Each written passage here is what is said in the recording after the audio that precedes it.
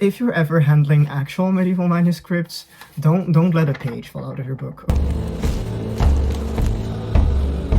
Hi guys, what's up? My name is David and welcome back to my channel. So, a very long time ago I made a video saying that I will be talking about some Viking related books, and today I'm finally living up to my promise and giving you guys a very short introduction to the sagas. And if you have no idea what the sagas are, they are a group of mostly prose works from the Middle Ages, so after the Viking Age, written on Iceland, but sometimes concerning events that happened outside of Iceland.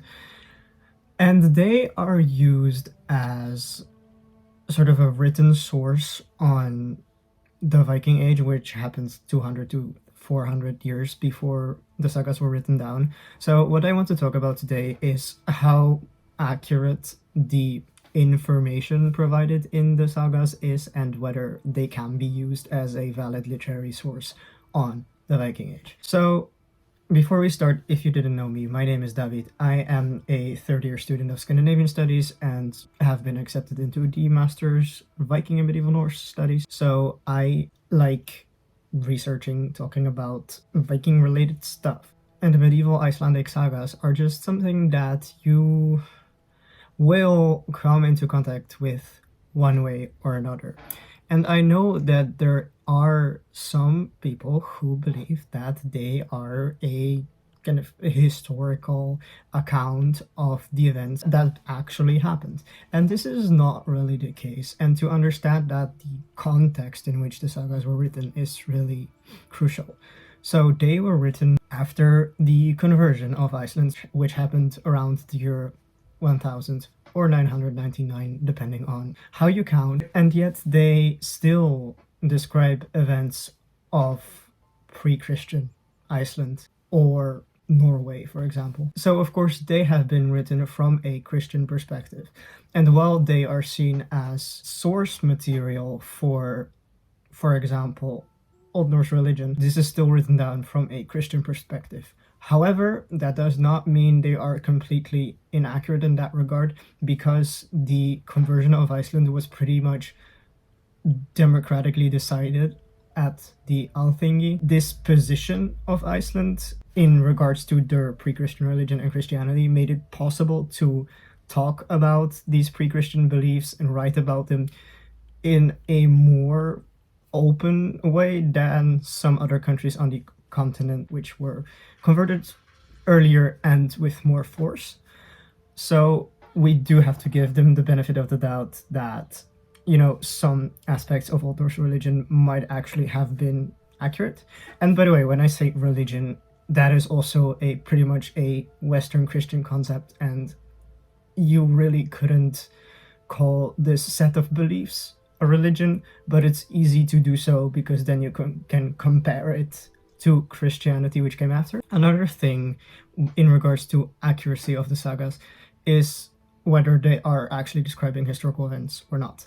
So there are different types of sagas, one of which are the Fornaldarsögur, which are about the events that happened before the settlement of Iceland. Keep in mind, they are written down in like the 12th, 13th, 14th century. So definitely a long while afterwards. And some describe people that may or may not have existed. A very notable example is Volsunga Saga, which talks about Sigurd the Dragon Slayer, and he is like a mythical figure that figures in Germanic literature.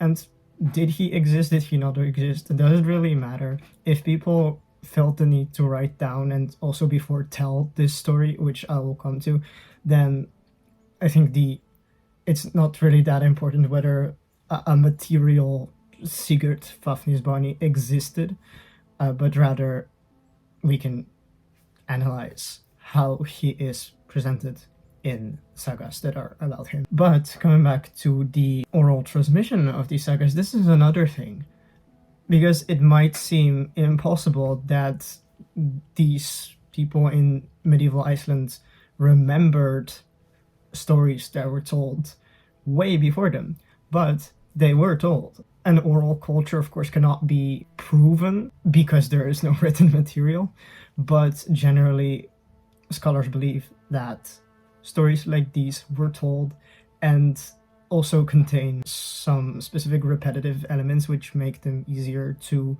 remember and tell further, which is also the case with poetry. If you're interested in poetry, especially like Eddic and Skaldic poetry in the Viking Age, check out Terry Gunnell's works. And yeah, one thing when it comes to oral transmission is that stories change, and the story that gets set into stone by being written down is not necessarily the story that was told, and it's very possible that multiple versions of the story existed, but once it is written down, this is the story that we get to read because there's material proof of it.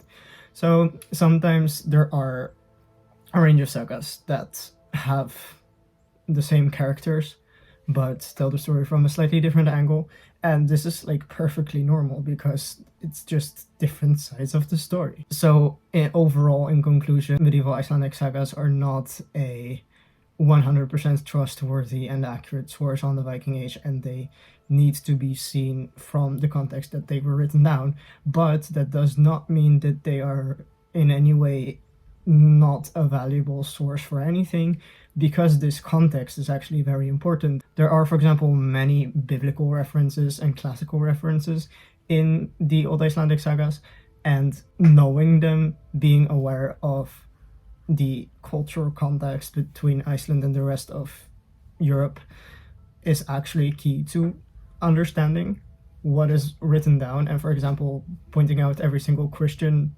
elements can bring us closer to the pre-Christian elements that may have some degree of accuracy.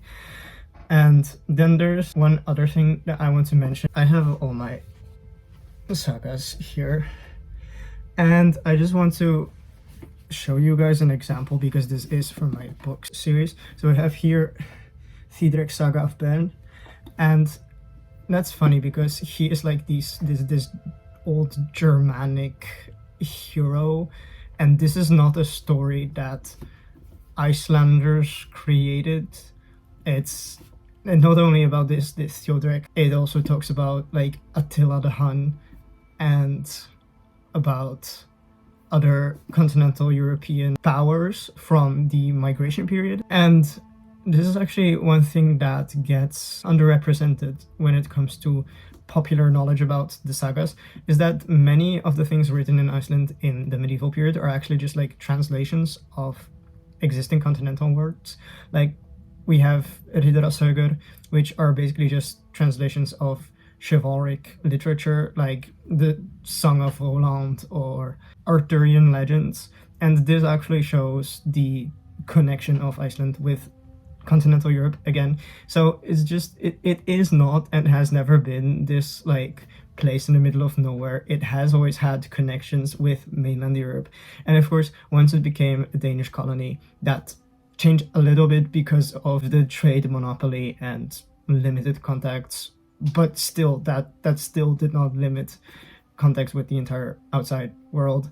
And I think that it is important to look for these intertextualities and interconnectedness within the sagas. And yeah, again, since this is part of my books series, I just want to show you guys how this looks.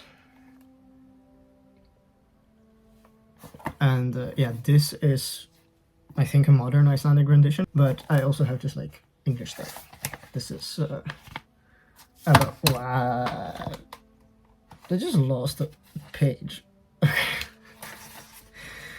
So if you're ever handling actual medieval manuscripts, don't let a page fall out of your book, okay? That's not good. But yeah, I hope to have illustrated some aspects of saga literature and how accurate it is when it comes to the Viking Age. And then honestly, its connection to the Viking Age doesn't really matter because it is a subject matter on its own. So yeah, if you have any questions, feel free to let me know. Next year, I will be studying these sagas intensely, so of course I will be able to tell you so much more, because now I just read the basics, But once I know Old Icelandic better than I do now, and I'm just more aware of all the other stuff going on, I'll have more to tell you. But for now, thank you for watching, and I'll see you next time. Bye bye.